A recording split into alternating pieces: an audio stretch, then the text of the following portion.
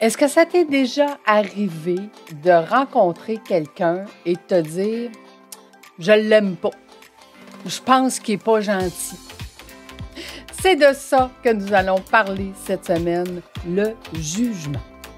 Je travaille beaucoup trop. J'en ai trop. Ce n'est vraiment pas assez. Ce n'est pas productif. Je suis fatigué. J'ai perdu tout mon focus. La croissance va trop vite. Du temps, j'en ai pas. Tu es entrepreneur et au début, c'était le rêve, mais aujourd'hui, tu n'as plus de vie. Tu es à la bonne place. Fais voyager ton entreprise, te fera passer d'entrepreneur à chef d'entreprise. Je suis Lucie Bouchard, fondatrice de l'Académie de l'éclosion. Et ici, je vais t'accompagner avec des entrevues, des histoires. Je vais te donner des trucs et astuces. Merci de faire partie de mon univers. Je suis toujours au travail. Je suis fatigué. Je ne m'amuse. Je n'ai plus de vie. Je ne suis plus dans ma zone de génie. Et c'est parti! Donc, comme je te disais d'entrée de jeu, est-ce que ça t'est déjà arrivé de rencontrer quelqu'un puis que tu le filais pas, là? Tu te disais, moi, cette personne-là, non, je l'aime vraiment pas. Pourtant, tu n'as pas échangé aucun mot avec elle. Tu n'as aucune idée de qu'est-ce qui se passe dans sa vie. Et des fois, quand tu te mets à jaser avec cette personne-là, tu te rends compte que ton jugement était complètement faux. Comment tu fais pour te rendre compte de ça? C'est que tu t'es mis à jaser, tu t'es mis à poser des questions et tu t'es mis à te mettre à sa place. Tu t'es mis à lui demander pourquoi qu'il y avait si l'air bête au final. Alors que quand tu rencontres cette personne-là, puis que la première impression, c'est il me semble que ça ne sera pas mon ami, celui-là. OK? Parce qu'il ne sourit pas, parce qu'il a l'air fâché et ainsi de suite.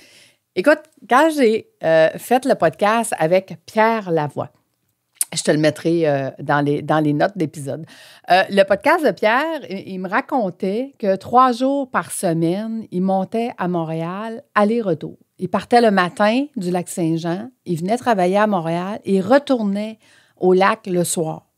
Mais il nous raconte dans le podcast pourquoi il fait ça. Pourquoi il a décidé de faire ça? Et ça fait des années qu'il fait ça maintenant. Et c'était facile de se mettre à sa place à ce moment-là. C'était facile de comprendre parce qu'on comprenait son pourquoi. Mais d'entrée de jeu, quand quelqu'un te dit « Écoute, moi, je fais le voyage 3 fois par semaine, aller-retour au Lac-Saint-Jean-Montréal », tu vas dire « il est complètement fou, qu'il reste à Montréal puis qu'il couche là. » Tu sais, c'est comme, voyons, ça n'a pas de bon sens.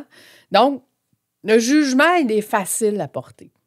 Mais quand tu te mets à questionner, quand tu te mets à poser des questions aux autres, tu te rends compte que finalement, les préjugés que tu avais, la fausse impression que tu avais, n'est pas fondée. Donc, je te pose la question, tes employés. Quand tes employés, tu te dis, cette personne-là, là, est jamais heureuse. Est-ce que tu lui as posé la question? Pourquoi elle n'est pas heureuse? Tu sais qu'en tant que chef d'entreprise, un de tes rôles, c'est de venir rendre tes employés heureux au travail. Si cette personne-là n'est jamais heureuse, comment veux-tu qu'elle reste chez toi? Comment veux-tu qu'elle le devienne si tu ne lui poses pas la question? Comment veux-tu l'aider à atteindre le bonheur si au final, tu as juste pris pour acquis qu'elle est comme ça, puis ça sera toujours comme ça. Non, c'est possible de changer. On change en tant qu'être humain, puis ce qu'on désire le plus dans la vie, c'est d'être heureux. Donc, comment tu vas faire pour aider tes employés à être heureux au travail? Bien, tu vas devoir les écouter. Mais pour bien écouter, il faut savoir poser des questions. Écoute, moi, on m'appelle Madame Question. Parce que j'essaie de jamais me fier à ma première impression. J'essaie de rencontrer quelqu'un puis d'essayer de me mettre à sa place. Et pour être capable de me mettre à sa place, il faut que je lui pose des questions à savoir pourquoi, en ce moment, elle agit comme ça, pourquoi elle est là, c'est quoi son intention et comment je peux l'aider. Si mon intention est de poser ces questions-là pour pouvoir l'aider, pour pouvoir comprendre qui elle est, pouvoir comprendre comment je vais pouvoir collaborer à son bonheur. Tu sais, je dis toujours, qui donne, reçoit. Moi, ce que j'essaie de donner, C'est une écoute, une compréhension, puis de l'entraide. Je te l'ai dit, ma qualité première, c'est la générosité. J'adore donner. Tu vois, au moment d'enregistrer ce podcast, je m'en vais à Paris dans quelques jours. Et j'ai demandé à mon chum, qu'est-ce que tu veux que je t'achète? Puis lui, il me dit tout le temps, il n'y a pas besoin de rien. Puis là, je l'ai regardé, puis j'ai dit non. Moi, là, faire des cadeaux à ceux que j'aime, c'est important. J'ai besoin de savoir qu'est-ce que je peux t'acheter qui va te faire plaisir. Même si tu dis, non, moi, je n'ai pas besoin de rien. Je comprends. Mais moi, donner, ça fait partie de qui je suis et ça fait partie de mon bonheur de pouvoir magasiner là-bas pour ceux que j'aime. Donc, j'ai posé la question. Bon, j'ai toujours pas de réponse. Il m'a dit qu'il me ferait confiance. Mais, quelques jours après, il m'a dit, moi, ma femme, elle va m'acheter quelque chose en voyage. Tu vois, juste le fait de demander, de questionner, de qui s'attend. Il sait que je vais magasiner pour lui. Mais j'ai posé une question. J'ai pas eu de réponse. Je vais la trouver, ma réponse. Je vais lui acheter quelque chose qu'il va aimer. Tu sais, sur le moment. Il me laisse le choix. Il me laisse parce que, tu sais, quand on visite, tu le sais, hein, des fois, on ne trouve pas ce qu'on recherche, mais on trouve autre chose quand on est ouvert à l'univers. Donc, apprends à poser des questions. Pour bien travailler avec tes équipes, il faut que tu apprennes à te mettre à la place, à leur place. Il faut que tu apprennes à avoir de l'empathie et à comprendre leur réalité. Je parle souvent dans le module de mes formations ressources humaines que ce n'est pas de l'extrinsèque, donc ce n'est pas de donner des bonis, plus d'argent et ainsi de suite qui va aider nos employés à mieux performer. Mais c'est bien de l'intrinsèque. L'intrinsèque, c'est de la capacité de pouvoir leur donner ce qu'ils désirent réellement. Que désirent tes employés? Pourquoi sont-ils heureux ou malheureux dans leur travail? Qu'est-ce que tu peux faire pour améliorer leur vie? Qu'est-ce que tu peux faire pour leur donner plus de bonheur? Tu sais, nous, à l'époque, quand je travaillais en finance, j'avais un directeur d'hypothèque qui, à chaque fois qu'il y avait une fête quelconque, c'était la Saint-Valentin, il nous emmenait des cœurs en chocolat. C'était Pâques, il nous emmenait des cocos de Pâques. C'était Noël, il nous recevait puis il nous donnait du vin avec des chocolats fins. Bon, il aimait les chocolats, vous allez dire. Oui. Mais juste le fait qu'ils prennent le temps de faire le tour du bureau puis de nous donner des petites attentions, juste le fait qu'il ait pris le temps de penser à nous, de penser à sa gang, de penser... Tu sais, quand tu ne prends pas le temps, ni le temps pour toi, tu ne peux pas donner le temps aux autres. Si tu ne te gâtes pas toi, tu ne peux pas gâter les autres. Si tu ne te questionnes pas toi ce que tu aimes et ce que tu veux, tu ne peux pas questionner les autres sur ce qu'ils aiment, de ce qu'ils veulent. Tu ne peux pas donner ce que tu n'as pas et tu ne peux pas savoir ce que les autres veulent si tu ne poses pas la question. Donc, tu sais, dans cette ère où est-ce que c'est difficile, le recrutement, c'est difficile d'avoir des employés, le seul moyen que tu as de pouvoir en engager, les conserver, c'est de les rendre heureux au travail. Et le seul moyen de les rendre heureux au travail, c'est de les écouter.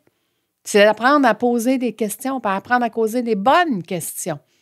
Qu'est-ce qu'ils aiment? Qu'est-ce qu'ils veulent? C'est quoi leur plus grand rêve de vie? Comment peux-tu participer, toi, en tant que chef d'entreprise, à leur grand rêve de vie?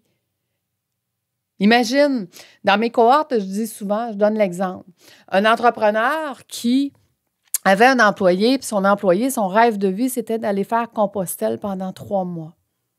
L'employeur a retenu 5 % de son salaire pendant plusieurs années pour lui permettre de partir 3 mois sans perdre son travail. Donc, de réaliser son rêve de vie. Qu'est-ce que ça l'a coûté à l'entrepreneur? 0 $. Il a retenu sur sa paye un pourcentage qui lui permettait d'aller. Puis, sais-tu quoi? L'entrepreneur, ce qu'il a fait, il a pris un budget parce qu'il a dit, moi, là, dans mes valeurs, c'est important de redonner aux autres. Et quand tu vas faire ton voyage, quand tu vas faire ton 3 mois de Compostelle, voici un budget. Et je te laisse le loisir de décider à qui tu vas le donner sur ton parcours. Qu'est-ce que ça l'a fait d'après toi? Tous les employés voulaient savoir qu'est-ce qu'il allait faire avec ses dollars. Donc, ça l'a soudé les employés à son projet. Ça l'a fait une équipe qui a participé à son projet.